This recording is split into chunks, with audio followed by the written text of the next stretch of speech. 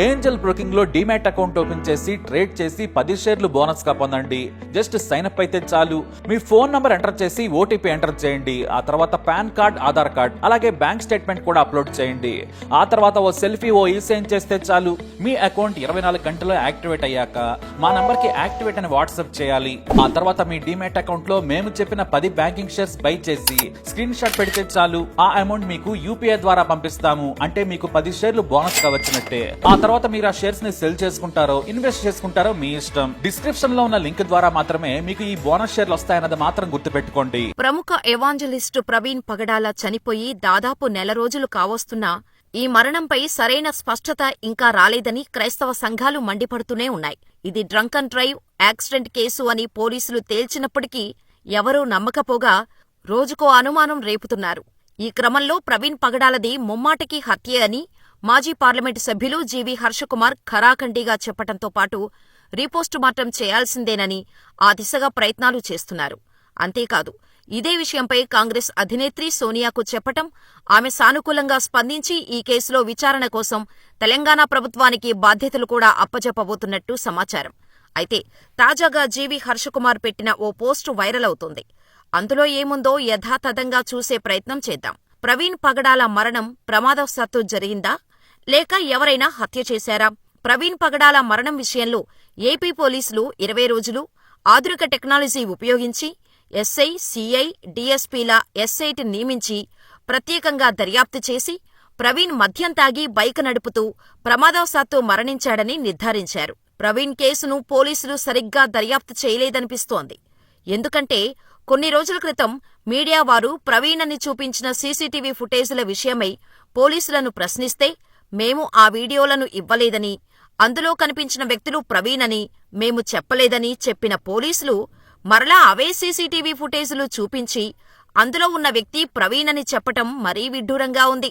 ఈ నేపథ్యంలో పోలీసువారు దర్యాప్తు చేసి చెప్పిన విషయాలలో నాకొచ్చిన సందేహాలు, ప్రశ్నలు, అనుమానాలు, నేను గమనించిన కొన్ని విషయాలు మీ దృష్టికి తీసుకుని వస్తున్నాను. మీరు కూడా ఆలోచించాలని మనవి చేస్తున్నాను. ఈ విషయాలు కొంచెం పెద్దగా రాశాను. ఓపికతో చదవండి, అనేక మందికి పంపండి. ఎక్కడైనా ఒక వ్యక్తి అనుమానాస్పదంగా మరణిస్తే అతడు ఎలా మరణించాడో చుట్టుపక్కల ఉన్న ఆనవాళ్లను బట్టి అతడు ప్రమాదవశాత్తు మరణించాడా లేక ఎవరైనా హత్య చేశారా అనేది నిర్ధారించవచ్చు. అలా చెప్పటానికి మనం ఐపీఎస్ చదవనవసరం లేదు. ఇంగిత జ్ఞానం ఉంటే చాలు. ఎందుకంటే ఈ మధ్య ఐపీఎస్ చదివినవారు కూడా పచ్చి అబద్ధాలు చెబుతున్నారు. ప్రవీణ్ నిజంగా ప్రమాదవశాత్తు మరణిస్తే అందరూ నమ్ముతారు, ఒప్పుకుంటారు. నేను కూడా మొదట ప్రవీణ్ ప్రమాదవశాత్తు మరణించాడేమో అని అనుకున్నా కాని అక్కడ అలా జరిగినట్టుగా ఆనవాళ్లు లేనేలేవు. మరి ఎలా నమ్ముతాం? ఎలా చెబుతారు? అందుకే క్రైస్తవులందరూ నమ్మటం లేదు. ప్రవీణ్ ఒకవేళ ప్రమాదవశాత్తుగా మరణిస్తే సాధారణంగా జరిగే విషయాలు ఏమంటే, 1 బైకు దెబ్బతింటుంది, 2 చేతులకి, కాళ్లకు, భుజాలకు గాయాలవుతాయి. కాని బైకు డ్యామేజ్ కాలేదు. ప్రవీణ్ కాళ్లకు, చేతులకు, భుజాలకు గాయాలు లేవు. 3 ఇక్కడ నాకొచ్చిన మరొక సందేహమేంటంటే, పోలీసులు చెబుతున్నట్టుగా ప్రవీణ్ ప్రమాదవశాత్తు మరణిస్తే అతని బ్యాంకు ఖాతాలు ఎందుకు సీజ్ చేశారు? అతని ల్యాప్టాప్, ఐప్యాడ్ ఎందుకు తీసుకుపోయారు? ప్రవీణ్ పగడాలది ప్రమాదవశాత్తు మరణం కాదు, హత్య అని నిర్ధారించటానికి అక్కడ ఉన్న ఆనవాళ్లు: 1 ప్రవీణ్ వేసుకున్న టీషర్టు మీద కాలితో బలంగా తన్నినట్టుగా, తొక్కినట్టుగా అడుగు ఉంది. ప్రమాదవశాత్తుగా మరణిస్తే అదెలా ఉంటుంది? అది ప్రవీణ్ను ఎవరో బలంగా గట్టిగా తన్నారు, తొక్కారు అని తెలియచేస్తోంది. 2 ప్రవీణ్ తలకు హెల్మెట్ ఉన్నప్పటికీ తలపైన 18 బలమైన గాయాలు ఉన్నాయి. తలపైన హెల్మెట్ ఉండగా తలపైన గాయాలు ఎలా ఉన్నాయి? అంటే ఎవరో ప్రవీణ్ తలపైన కొట్టి హెల్మెట్ పెట్టినట్టుగా కనిపిస్తోంది.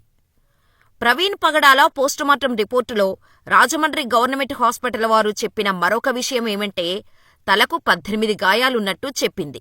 కాని అవి యాక్సిడెంట్ ద్వారానే కలిగాయని చెప్పలేదు. యాక్సిడెంట్ ద్వారా కూడా అలా జరిగే అవకాశం ఉంది అని మాత్రమే చెప్పింది.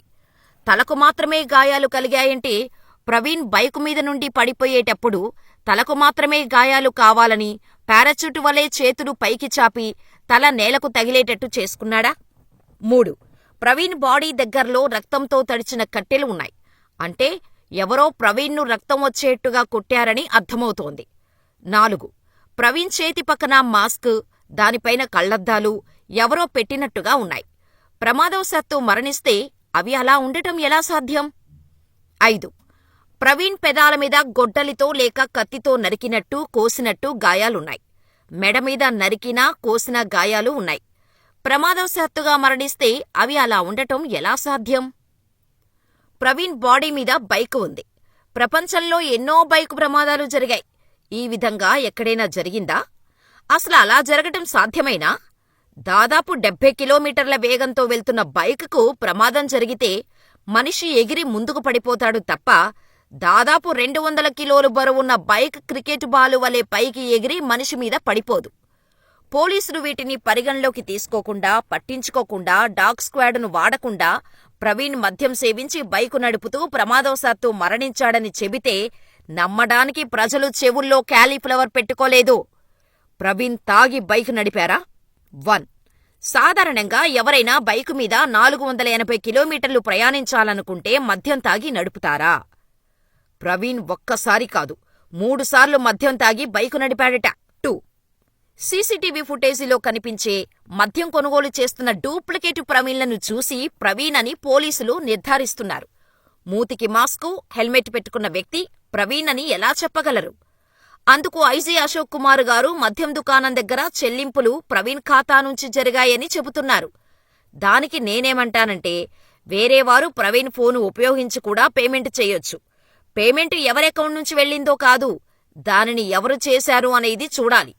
ప్రవీణ్ ఖాతా నుంచి చెల్లింపు జరిగింది కాబట్టి మద్యం కొనుగోలు చేసింది ప్రవీణ్ అని నిర్ధారించటం కరెక్టు కాదు. అక్కడకు వెళ్లి కొనుగోలు చేసింది ఎవరు అనేది చూడాలి. ఈ సందర్భంలో పాతకాలం సామెత ఒకటి నాకు గుర్తుకొస్తోంది. అదేంటంటే, ఎర్రచీర కట్టుకున్న ప్రతి ఒక్కరూ నా భార్య అని అన్నాడట వెనకొకడు. అలా ఉంది ఐజీ అశోక్ కుమార్ గారు చెప్పే విషయాలు. 3. Praveen Pagadala postmortem report Rajahmundry government hospital వారు ఏమనిచ్చారంటే, ప్రవీణ్ శరీరంలో ఉన్న ఏ పొరల్లో కూడా ఆల్కహాల్ లేదని చెప్పింది. కానీ ఉందని ఇస్తున్నాము అన్నట్టుగా ఇచ్చారు. ఫోరెన్సిక్ రిపోర్టులో ఆల్కహాల్ తాగినట్టు ఉందని చెప్పిన ఐజీ అశోక్ కుమార్ గారు రిపోర్టు చూపించటం లేదు. ఇంకొక విషయమేంటంటే, ప్రవీణ్ వేసుకున్న టీషర్టు మీద కాలితో తొక్కినట్టుగా, తన్నినట్టుగా అడుగు ఉంది. కానీ ఆ విషయంలో అది ఎవరిదో, ఎందుకు ఉందో ఫోరెన్సిక్ రిపోర్టు ఏమని వచ్చిందో చెప్పటం లేదు. 4. మరి సీసీటీవీ ఫుటేజ్ హైదరాబాద్ నుండి రాజమండ్రి వరకు మార్గం మధ్యలో వైన్ షాపుల దగ్గర మద్యం కొనుగోలు చేస్తూ కనిపించిన వ్యక్తులు రోడ్డు మీద కూర్చొని అప్పుడప్పుడు పడిపోతూ టోల్గేటు క్రాస్ అవుతూ ప్రవీణ్లా కనిపించిన వ్యక్తులెవరు? వారు ప్రవీణ్ తాగాడని చూపించటానికి ఏర్పాటు చేయబడిన నకిలీ ప్రవీణ్లు కావచ్చు. ప్రవీణ్తో నాకు 25 సంవత్సరాల సాన్నిహిత్యం ఉంది. వారు ప్రవీణ్ కానే కాదు. ఎందుకంటే వారిలో ఎల్బీనగర్ దగ్గర మద్యం కొన్నవాడికి గడ్డం ఉంది, ప్రవీణ్కు గడ్డం ఉండదు. బైక్ ఆపి రోడ్డు మీద కూడా కూర్చున్నవాడు బ్లూ జీన్స్ పాయింట్ వేసుకున్నాడు. కానీ ప్రవీణ్ బ్లాక్ జీన్స్ పాయింట్ వేసుకున్నాడు. వారిలో రోడ్డు మీద పడిపోయినవాడు తెల్ల బనియన్ వేసుకున్నాడు. ప్రవీణ్ రెడ్డుతో ఉన్న బ్లాక్ బనియన్ వేసుకున్నాడు. టోల్గేటు దాటుతూ కనిపించినవాడు ఎత్తుగా పెద్ద పొట్ట ఉంది. కాని ప్రవీణ్ అలా ఉండడు. ప్రవీణ్ పగడాల మరణ రహస్యం వేడాలంటే పోలీసులు 2 విషయాలు పరిశీలించాలి. 1. హైదరాబాద్ నాగోల్ ఎల్బీనగర్ దగ్గర ఒక మద్యం షాపు వద్ద ప్రవీణ్ లాంటి వ్యక్తి లోపలికి వెళ్తుండగా అప్పటివరకు క్యాష్ కౌంటర్ యజమాని దగ్గర కూర్చున్న ఒక వ్యక్తి అతన్ని చూసి బయటకు రావటం, అతన్ని ఫోటో తీయటం జరిగింది. ఆ షాపు యొక్క యజమానిని పక్కన కూర్చున్న వ్యక్తి ఎవరు? అతన్ని పిలిపించమని లోపలికి వచ్చిన వ్యక్తి ఎవరు? అతన్నెందుకు ఫోటో తీశావని విచారిస్తే తెలుస్తుంది కదా అసలు విషయం. 2. ప్రవీణ్ డెడ్ బాడీ ఉన్న స్థలానికి ఎదురుగా నాయరా పెట్రోల్ పంపు ఉంది. దాని దగ్గర 3 సీసీటీవీ ఫుటేజీలు ఉన్నాయట. వాటిల్లో 24 మార్చి 2025 రాత్రి 11:30 గంటల నుండి మార్చి 25, 2025 ఉదయం 5 గంటల వరకు ఉన్న వీడియోస్ పరిశీలిస్తే అసలు సంగతి బయటపడుతుంది. కేవలం దుమ్ము చూపించి అక్కడ ప్రమాదవశాత్తు మరణించాడని కాకమ్మ కథలు చెబితే ఎవరూ నమ్మరు.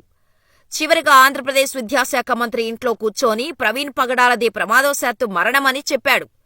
బహుశా అందుకేనేమో పోలీసులు దానిని నిజం చేయటం కోసం దర్యాప్తు సరిగా చేయకుండా, పోస్టుమార్టం విషయాలు అన్నీ చెప్పకుండా, అనేక విషయాలు దాచి, కొన్ని అబద్ధాలు సృష్టించి మద్యం తాగి ప్రమాదవశాత్తు మరణించాడని నిర్ధారించినట్టు తెలుస్తోంది అంటూ రాసుకొచ్చారు.